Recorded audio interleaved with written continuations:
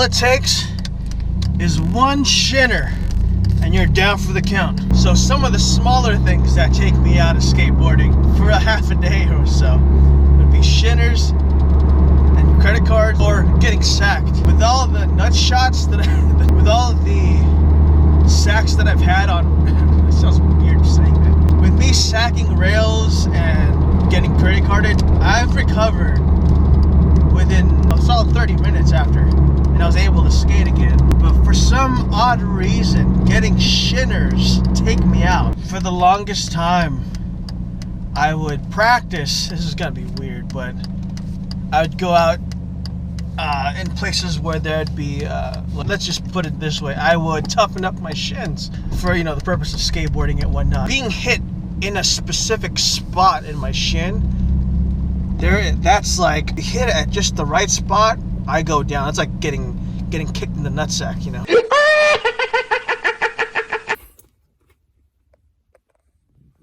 I've been so used to sliding out of tricks. Sliding out of tricks. What does that mean? What the hell am I talking about?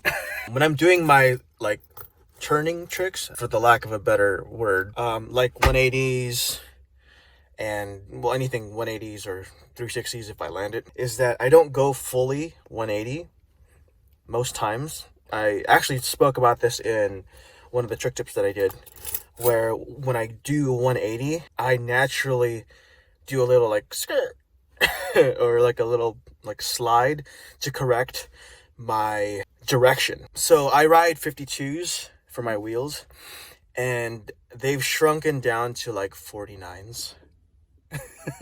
It's quite small. And I realize now that, so when I ride Bones wheels, 103As, they're like the hardest, and they slide a lot better on the ground. Even doing power slides, it's a lot more smoother with Bones wheels than it is with like cheap wheels, I realize.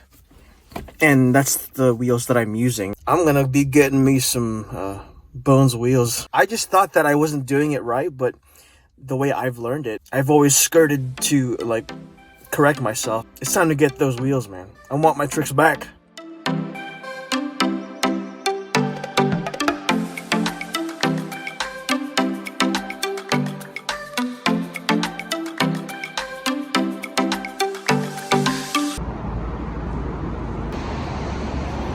Not really going for 51s. Usually ride about between 52s and 53s. But the one they have is about 54s, 55s. That's too big, man.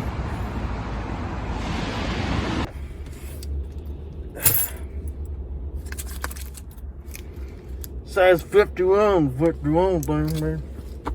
It's got a little scratch and snip there. Looks like, hopefully it doesn't give me coronavirus. Like I said before, I ride 52s, mainly. I'm just hoping these slide really well. Because if they don't, then that would suck ass.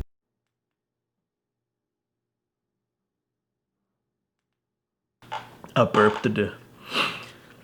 So, I burped again. Let me show you guys my wheels real quick. Mind you, I'm hiccuping a lot, so it's rare. So deal with it. This is what I'm riding right now. This is just blank wheels from some bulk skateboard supplies. That's what I normally or when it comes to like blank boards, if I'm riding blank boards or if I'm doing spray paints and whatnot, I usually just get it from this company, and they also have wheels. So these are the manufacturer's blanks that I'm using. But they're not all that great for slides and like power slides, for example, or anything that deals with any slides on the ground, especially like street tricks. It could be really good for transition where it needs the grip the most. But I do like a little bit. Ooh, what happened? Well, that blows nuggets. Okay. That was weird. So anyway, I'm going to be replacing it with these Bones 100s. They're not the type of wheels that I normally ride. These are not Street Tech formulas. I'm not quite sure how well this will hold up. They're really soft. I don't know how hard that is. I'm not tech when it comes to this stuff, but I noticed that. Oh, these are mega soft. Why am I eating it? These are really soft, actually. Oh man, they are soft. Yeah, these are really soft. Anyway, I'm gonna give them a shot. They have no treads. I was fully expecting them to have treads, but these do not. So let's see how this holds up. These are incredibly soft. I can squeeze them.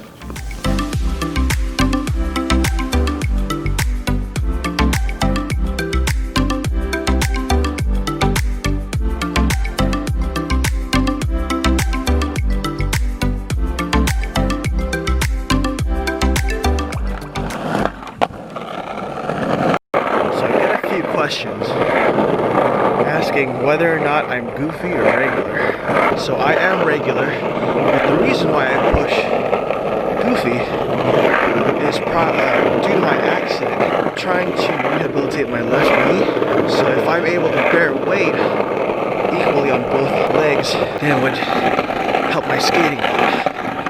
Now that I'm talking about it, might as well come out in the open. Yes, I was one of those kids that pushed Mongo way back when. My left foot has always been my strongest between the both of them, and my right foot had decent amount of balance, so I was able to push around Mongo. If I remember correctly, I've been pushing Mongos for about 12, 13 years, and it wasn't until I committed to actually pushing the normal way. One of the big influences that got me to start pushing normally was one of my good friends, Frankie M. We'll leave his last name out for obvious reasons. He was one of my filmers.